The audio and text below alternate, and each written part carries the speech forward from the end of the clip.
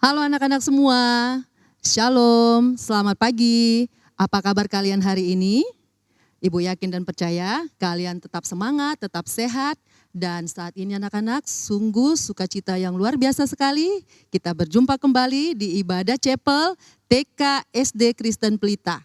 Kita akan beribadah kepada Tuhan. Ibu mengajak anak-anak semua, mari kita siapkan hati kita, siapkan diri kita.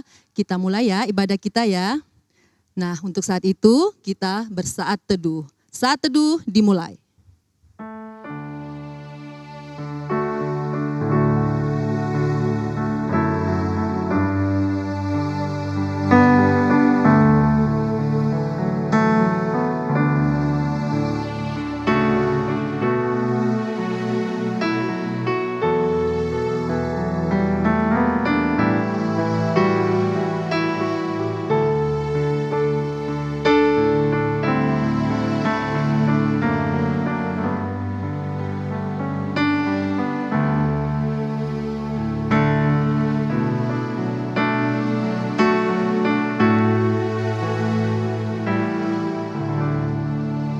Anak-anak, mari kita bersatu di dalam doa.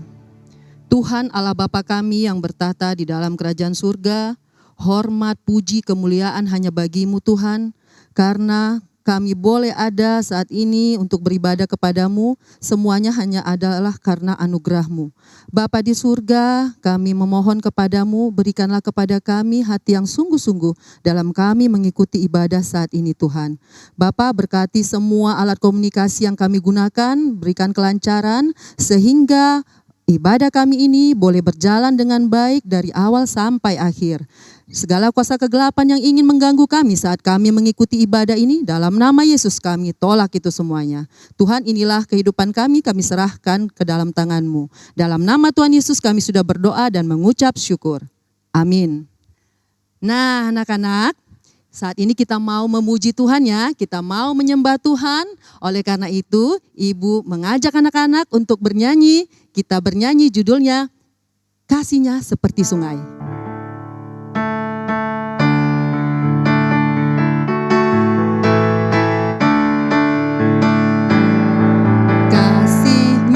Seperti sungai, kasihnya seperti sungai, kasihnya seperti sungai di hatiku, mengalir di waktu susah, mengalir di waktu senang, kasihnya seperti sungai di hatiku. Sekali lagi berkatnya. Berkatnya seperti sungai, berkatnya seperti sungai, berkatnya seperti sungai di hatiku, mengalir di waktu susah, mengalir di waktu senang, berkatnya seperti sungai di hatiku. Nah anak-anak, masih ada sukacita? Pasti tentunya. Anak-anak, saat ini kita akan mendengarkan firman Tuhan. Pastinya kalian sudah rindu ya untuk mendengarkan firman Tuhan. Oleh karena itu, yuk ambil Alkitabnya, ambil posisi yang bagus. Kita akan mendengarkan firman Tuhan ya. Tapi sebelumnya, Ibu mengajak kalian semua untuk memuji Tuhan. Kita bernyanyi, ajarilah kami bahasa cinta-Mu.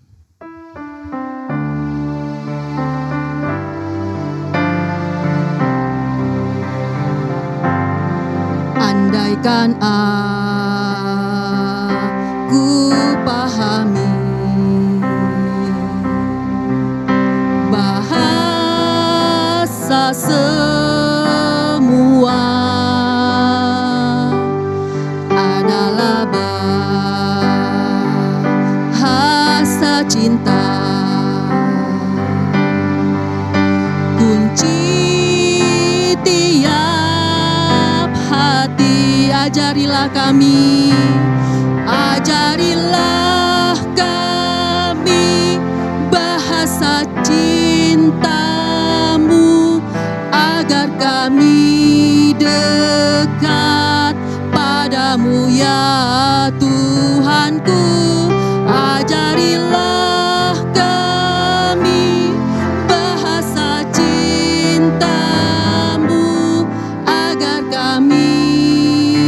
dekat padamu. Sekali lagi ya, kita nyanyikan anak-anak. Andaikan aku pahami bahasa semua adalah bahasa cinta, kunci tiap hati. Ajarilah kami bahasa cintamu, agar kami dekat padamu ya Tuhanku. Ajarilah kami bahasa cintamu, agar kami dekat padamu.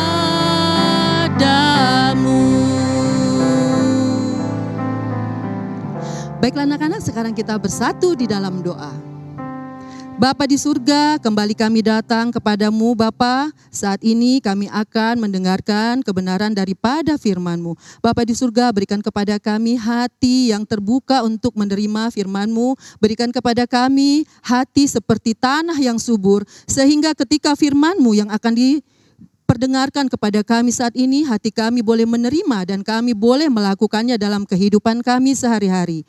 Berkati hamba-Mu yang akan menyampaikannya kepada kami, urapi dia Tuhan, berikan kepadanya hikmat, kesehatan, sehingga dia mampu menyampaikan firman Tuhan kepada kami sesuai dengan apa yang Tuhan kehendaki. Segala dosa dan pelanggaran yang telah kami lakukan, kiranya semuanya itu Tuhan kami mohon ampun supaya tidak menjadi penghalang untuk kami boleh menerima berkat-Mu saat ini. Dalam nama Tuhan Yesus kami siap untuk mendengarkan firman Tuhan. Bersama-sama kita katakan, amin. Ya, shalom, selamat pagi semuanya. Kita sama-sama kembali belajar firman Tuhan ya pagi hari ini. Nah, tadi sebelum belajar atau sebelum cetol gitu ya, kalian sudah sarapan belum? Sudah? Yang belum, jangan lupa ya sarapan untuk besok. Kalau mau belajar lagi sebelum sekolah harus sarapan ya. Kenapa? Supaya kita memiliki tenaga yang cukup untuk melakukan aktivitas sepanjang hari, misalnya belajar, bermain, berolahraga atau apapun juga ya. Nah, apakah dengan tenaga dari makanan yang kita makan bisa mengangkat benda yang berat misalnya? Tentu saja bisa, namun seberapa berat itu tergantung kekuatan kalian masing-masing ya. Tentunya anak kelas 1 dengan anak kelas 6 berbeda, apalagi dengan anak kelas TK dibanding kelas 5 itu pasti berbeda ya. Oh ya, kita masih belajar firman Tuhan dalam kitab Hakim-Hakim ya. Hari ini kita mau belajar dalam kitab Hakim-Hakim pasal 13 sampai 16. Kita mau belajar satu hal mengenai bagaimana belajar mengandalkan Tuhan. Nah, kita sudah mendengar ya minggu yang lalu cerita bagaimana bangsa Israel ketika mereka meninggalkan Tuhan, lalu mereka diserahkan ke dalam musuh mereka ya. Minggu lalu kita lihat mereka jatuh ke tangan Kanaan, ke tangan Yabin ya, dan di bawah pimpinan Barak dan juga Deborah mereka bisa mengalahkan musuh mereka karena mereka bergantung kepada Tuhan, mereka mengandalkan Tuhan, mereka berseru kepada Tuhan. Tapi kondisi Israel itu selalu memprihatinkan. Mereka seringkali meninggalkan Allah dan menyembah Allah-Allah lain ya. Setelah kehilangan pemimpin, setelah tidak ada hakim, maka mereka akan kembali kepada penyembahan berhala. Dan ketika mereka kembali kepada penyembahan berhala, maka Allah kembali marah kepada mereka, lalu kembali menghukum bangsa Israel melalui bangsa-bangsa lain ya, dengan menyerahkan kepada bangsa lain, dengan diserang oleh bangsa lain. Tujuannya adalah agar ketika di dalam penderitaan, ketika bangsa Israel merasa tertindas, ketika mereka masih tidak berdaya, mereka kembali mencari Allah ya. Dan ketika mereka kembali sadar kepada Tuhan, mereka minta pertolongan Tuhan, maka Allah akan memilih hakim yang bertugas untuk memimpin bangsa Israel melawan bangsa-bangsa yang menindas mereka. dan juga memimpin bangsa Israel untuk kembali beribadah dan menyembah kepada Allah, ya, seperti kemarin melalui Deborah dan Barak. Mereka kembali menyembah kepada Allah setelah sekian lamanya mereka menyembah berhala. Nah, hari ini ceritanya tentang seorang hakim yang memiliki kekuatan yang sangat besar, bahkan karena saking besarnya ia bisa mengalahkan seekor singa dengan tangan kosong, bahkan bisa mencabik-cabik singa. Kalian tahu nggak? Pernah dengar nggak siapa namanya? Ya, betul, Simson. Nah, Simson ini sejak lahir itu dipilih oleh Tuhan dan ditetapkan oleh Tuhan menjadi seorang nasir. Apa itu nasir? Nasir adalah seorang yang dikhususkan untuk membaktikan hidupnya kepada Tuhan dan menjalani beberapa peraturan. Ya, misalnya Simson itu punya peraturan daripada Tuhan tuh tidak boleh memotong rambutnya dan tidak boleh minum anggur. Ya, dan itu nggak boleh dilakukan seumur hidupnya. Dia tidak boleh mencukur rambut dan juga minum anggur, ya, karena dia ditugaskan secara khusus untuk menyelamatkan Israel dari tangan Filistin. Pada saat itu bangsa Israel diserahkan kepada bangsa Filistin selama 40 tahun, ya. Dan dengan kekuatannya, walaupun sendirian, ia mampu mengalahkan banyak sekali orang Filistin. Seperti suatu waktu ketika ia memberikan teka-teki kepada orang-orang Filistin. Saat itu dalam acara pernikahannya dengan seorang perempuan Filistin, ia menanyakan sebuah teka-teki kepada 30 orang Filistin, ya, dengan perjanjian. Kalau mereka sanggup menjawab pertanyaan daripada Simson atau menjawab teka-teki itu, mereka akan mendapat hadiah. Tapi kalau tidak sanggup, mereka yang akan memberikan hadiah. Teka-tekinya ini sangat sulit, ya, sangat sulit untuk dijawab oleh orang-orang Filistin, sehingga mereka menyuruh istrinya untuk menanyakan kepada Simson. Nah, istrinya ini kan orang Filistin dan dia sangat membela bangsanya, orang Filistin. Maka dia tanya kepada Simson, ya, suamiku, kira-kira apa ya jawaban dari teka-teki yang kamu berikan kepada orang-orang yang lain itu, kepada orang-orang Filistin, ya. Simson tidak mau memberitahukan jawabannya kepada istrinya, walaupun kepada istrinya, ya. Namun istrinya ini yang seorang Filistin lebih membela bangsanya daripada Simson berusaha untuk merayu, membujuk. Ya, biasanya kalau kamu membujuk mamamu dengan cara apa? Merajuk, ya, merajuk. Istrinya Simson juga dengan merajuk. Ya udah, kalau kamu tidak mau memberitahukan jawaban dari teka-tekimu, berarti kamu tidak sayang sama aku. Ya, jawab istri Simson. Lalu Simson yang merasa aduh, ya, Simson sekalipun kuat, sekalipun hebat, satu hal yang tidak dapat Simson tahan, yaitu dia tidak dapat tahan terhadap rayuan. Sehingga ketika dia dirayu sama istrinya untuk memberitahukan, ya, jawaban dari teka-tekinya, apalagi istrinya sampai merajuk, sampai ngambek-ngambek gitu, ya, manyun-manyun mungkin, ya, Simson tidak tahan. Akhirnya ia memberitahukannya. Apalagi sampai istrinya begitu sampai nangis, kalau kamu gak kasih tahu sama aku, kamu gak sayang sama aku, kata istri Simson. Sampai akhirnya Simson apa? Memberikan jawabannya, ya. Karena apa? Simson memang sangat kuat. Simson tuh hebat. Tadi hebat sampai bisa mengalahkan seekor singa dengan tangan kosong. Dan dia selalu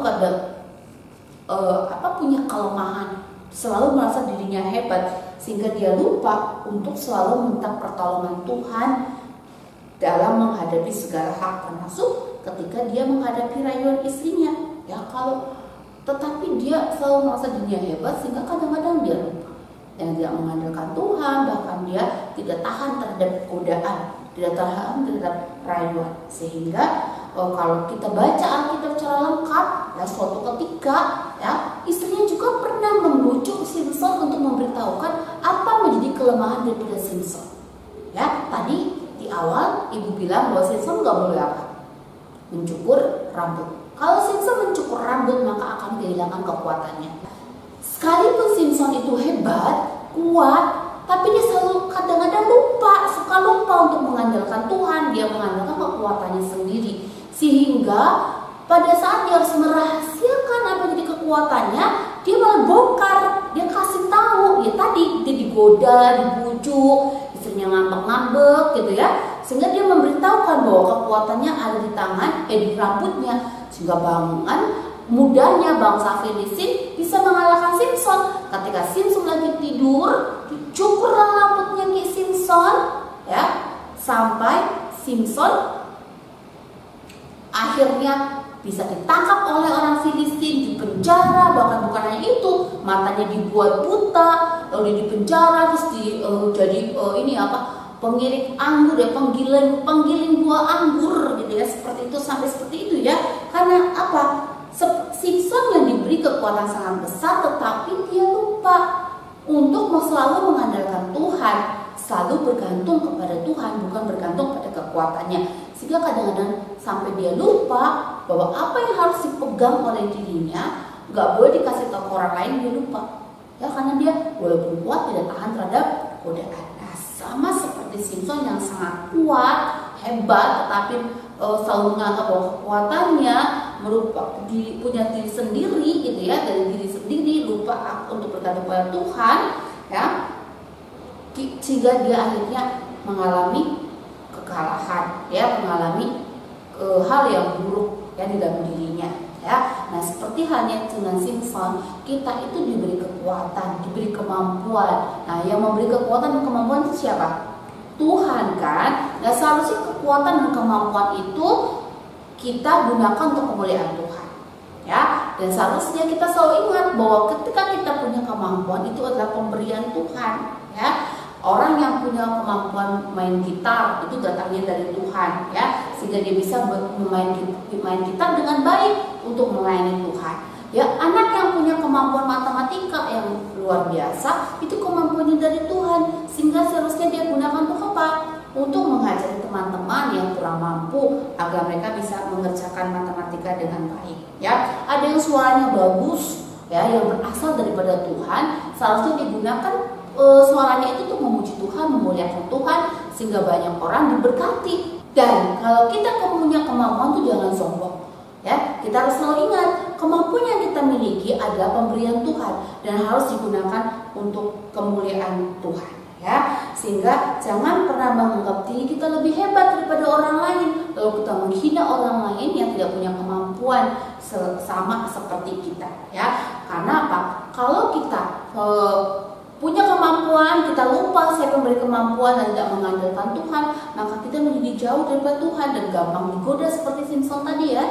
Dia melakukan hal yang tidak berkenan kepada Tuhan ya. Seperti Simson tadi gampang sekali ditipu, dan dengan tipuannya dari seorang perempuan Filistin yang sebenarnya musuh bangsa Israel, akhirnya membuat dia akhirnya dipenjara, dan dia tidak melupakan Tuhan yang sudah memberi kemampuan ya. Seharusnya yang lebih kuat tidak boleh memukul yang lebih lemah, tetapi harus menjaga yang lebih kuat, harus menjaga yang lebih kecil, lebih lemah darinya. Yang lebih cepat mengerti tentang sesuatu ya, pelajaran, tidak boleh menghina teman yang susah untuk belajar ya, susah untuk mengerti, melainkan harus membantunya ya. Dari Simson, dari cerita Simson yang kita dengar ya, kita belajar bahwa orang sekuat Simson sekalipun dapat dikalahkan hanya dengan tipuan. Karena apa? Ia lupa untuk mengandalkan Tuhan untuk setiap hal yang dilakukannya ya. Semakin banyak kemampuan yang Tuhan berikan kepada kita, maka kita harus semakin dekat dengan Tuhan, semakin mengandalkan Tuhan ya. Tuhan memberikan kemampuan kepada kita untuk dipakai untuk kebaikan, dipakai untuk kemuliaan Tuhan. Yang diberikan kemampuan untuk lebih itu harus berbagi dengan orang lain, membantu orang yang tidak bisa atau lebih lemah ya. Intinya adalah kemampuan kita berasal dari Tuhan, dan kita harus gunakan untuk kemuliaan Tuhan, untuk membantu sesama, untuk membantu bangsa dan negara, untuk membantu gereja ya. Apa yang kita miliki kita gunakan untuk orang lain, untuk memberkati orang lain ya. Dan jangan lupa kita harus selalu mengandalkan Tuhan. Karena kemampuan kita berasal dari Tuhan, maka kita harus selalu mengandalkan Tuhan. Mari kita berdoa.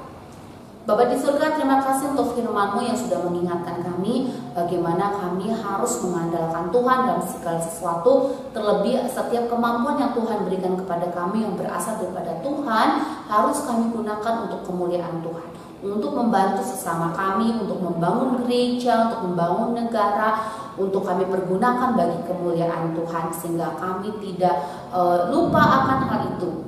Terima kasih Tuhan untuk firman yang sudah kami dengar. Kiranya kami boleh menjadi pelaku-pelaku firman-Mu. Di dalam nama Tuhan Yesus Kristus, Juru Selamat kami sudah berdoa. Amin. Selamat pagi, Tuhan Yesus memberkati.